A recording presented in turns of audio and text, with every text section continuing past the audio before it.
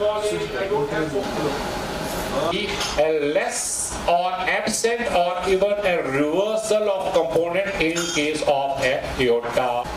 Now, if less of the blood is going to abdomen, it means that some more blood is going to some part, and that is brain.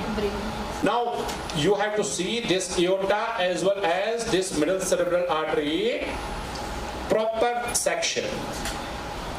I will take flow.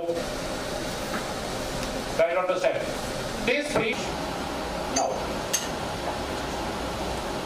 if there is a more of blood, it means that cerebral artery and aorta. What is that problem?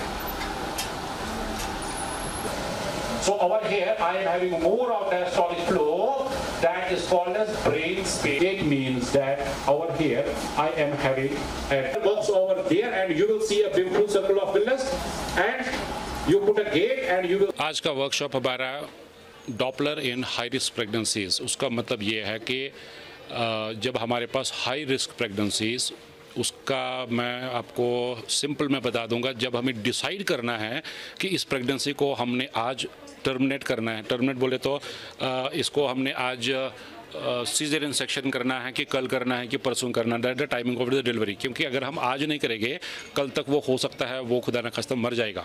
So that is very very important, that is the timing of delivery.